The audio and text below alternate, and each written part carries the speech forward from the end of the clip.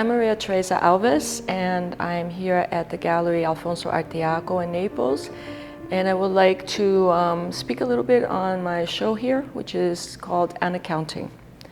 A few years ago in Naples, I passed the water area and there was a museum. Normally it's called Villa Pignatelli. And I went in there to look at the current exhibit, and then found out it was actually not Villa Pignatelli, but Villa Pignatelli Cortez. And I thought, it cannot be Cortez of the total destruction of Mexico Cortez. So it was quite a surprise to be confronted with Cortez's name on a very wealthy villa in the middle of the city of Naples. I then started to do research, and in the midst of the research, discovered more information about the Pignatelli family. For example, Hernan Cortez's fifth descendant married into the Pignatelli family, and thus all the wealth of Hernan Cortez, he was the richest man in Mexico besides the king, and all the lands, he had more than 11,500 kilometers of land and 200,000 tribute payers at least. All of these are very low numbers. We all know that it's more than that. All of this was transferred to the Pignatelli family that inherited it. And tributes were paid by indigenous peoples to Hernan Cortez and then the Pignatelli family. These tributes were labor, whatever produce was made by the town, the city that was conquered. It could be cotton clothing, it could be architectural stones, it could be wood beams, food stuff of different kind, labor to make ships for Hernan Cortez and the Spanish Empire, gold, silver, precious stones. The list was very immense, and all that wealth went to Cortez, and then all of it went to the Pignatelli family. So I wrote a book about this, and it's published by No Man's Land. And the book is titled Thieves and Murderers in Naples, A Brief History on Families, Colonization, Immense Wealth, Land Theft, Art, and the Valle de Xico Community Museum in Mexico. When I saw that Cortez and the Pignatelli family were linked, thus it brought a lot of history that I know from Mexico, because I lived there for several years, into a new reality. I had been working with the community of Xico since 2009 in Mexico. It's near Mexico City, just a little, about an hour away from Mexico City. And Xico was a tribute payer to Hernan Cortez, and Xico was a tribute payer to the Pignatelli family. And this is what this document is. This was in the archives of the Pignatelli family in the Archivo di Stato di Napoli. And on the right side, near the end, it states how much tribute money Xico had to pay the Pignatelli family every year. So these documents were very astounding to find in the archives. There's thousands and thousands of pages. And then I was asked to make the show, and I thought I needed to figure out how to juxtapose these two worlds, the Villa Pignatelli, the ones who stole all the wealth of Mexico, and Xico, who has a community museum. It's an indigenous community museum with over 5,000 artifacts that were found by the community. They do not receive support from the state, and was actually closed by the mayor in 2019. So the community no longer has their community museum. So I wanted to juxtapose these two situations and created this exhibit. And we will be looking at some sculptures, and you'll get a more clear idea of what I was trying to do, an attempt at a dialogue where there has been hundreds of years of monologue, and a monologue based on numbers. Because in the archives, there were so many ledgers. The only interest of the Pignatelli family to Mexico's was the wealth that was extracted. There was no other interest. It was only in the 20th century, in the early 20th century, a Pignatelli wrote to his lawyer in Mexico wanting to know why the income was not coming in as it should.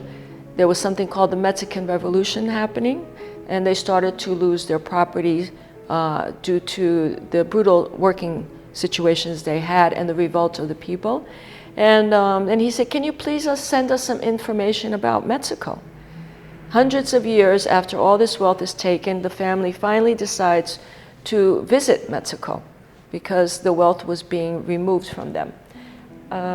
So this is that's why the work is titled An Accounting, because an account is a story, but an important story. And accounting is, of course, what we do with our bookkeeping systems.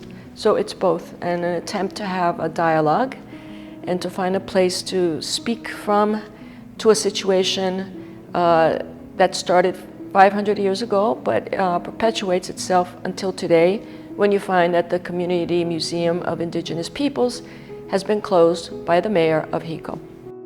Each title in this show of an artwork has the name of the city or town or hacienda or community that had to pay tribute, and either the quantity of tribute payers or the amount of tribute to be paid.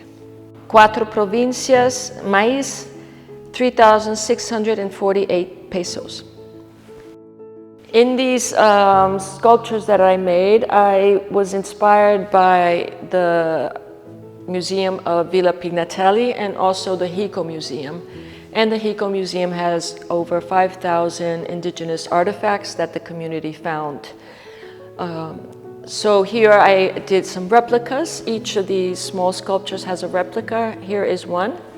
And I juxtaposed with elements that you could find in Villa Pignatelli and created other situations around it, trying to figure out how to do have a possibility of a dialogue in a situation where there has been a monologue, and it's also a situation of becoming, of pausing and trying to think how to proceed.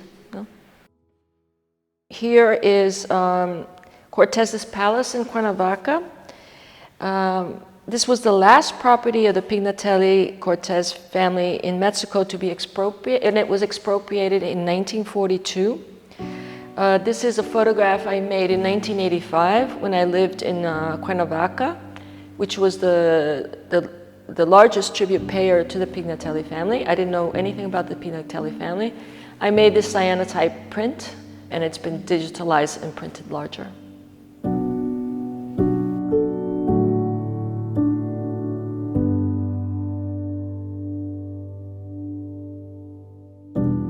Atlacomulco, 2,000 pesos in tribute. This hacienda, as I explained earlier, was the wealthiest property of anyone in all of Mexico. It is the property that most made money. It belonged to the Pignatelli. And here you will find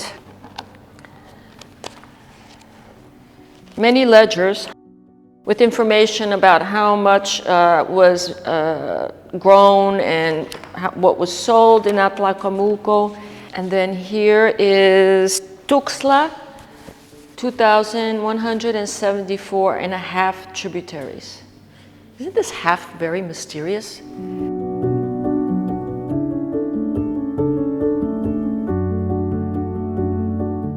These watercolors, these 3 watercolors in this room, are based on the vitrines in the Pignatelli Villa that had little knickknacks and baubles, glass and porcelain. And I was inspired to create these watercolors based on those vitrines.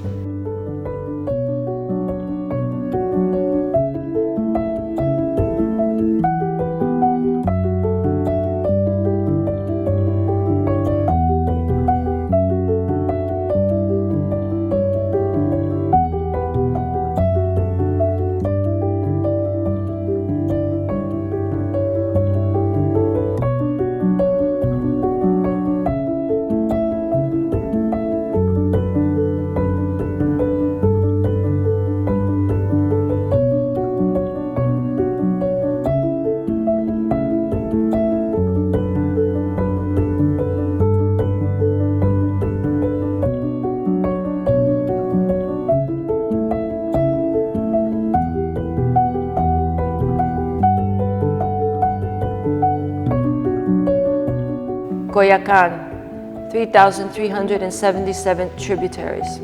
Here we have a small selection of documents from the archives that have to do with the properties that were inherited by the Pignatelli from Hernan Cortés that they sold. This work is based on a small painting in the Villa Pignatelli of an angel, and I redesigned the body of the angel so that the wing is attached to the groin area. And these gold coins are in reference to a codex that was made for a community in Mexico.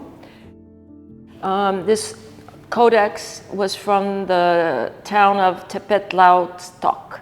It was made in the 1550s. They hired an artist to make this codex. I think it was about 70 pages, and it illustrates the greed of Hernan Cortés for payments. So here is an example. This was what their requirements and tribute was. If they did not, so you see it's elaborated gold jewelry. It's not just gold, it's made gold jewelry. If they did not fulfill the number of payments needed, they were burned.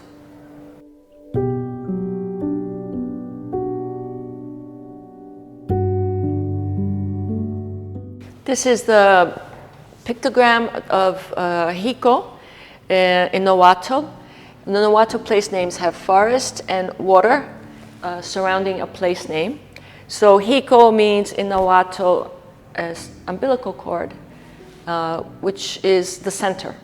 The one that got away is a video made in Jico, and it tells the story of a man who was hunting a rabbit. He was an indigenous man. It's a contemporary story. However, Hernan Cortés owned Jico, and when he owned it, he placed rabbits there. And if you hunted a rabbit and you were a white person, a Spaniard, you had to pay Cortés 1 piece of gold. But if you were an indigenous person, you were whipped 100 times. This is the tribute list that was in the Pignatelli archives in the Archivo del Estado di Napoli. And this is beginning from the year 1742. And this is okay, so this was already part of the Pignatelli family's wealth. And here we have the names of the cities that had to pay tribute. So we have Toluca, Cuernavaca, Coyacan, Charo, Jalapa, Tuxtla, Cuatro Villa, Cuatro Provincia, Mexico, and Plazuela. These are the number of tribute payers. And this is the amount of tribute to be extracted from these people.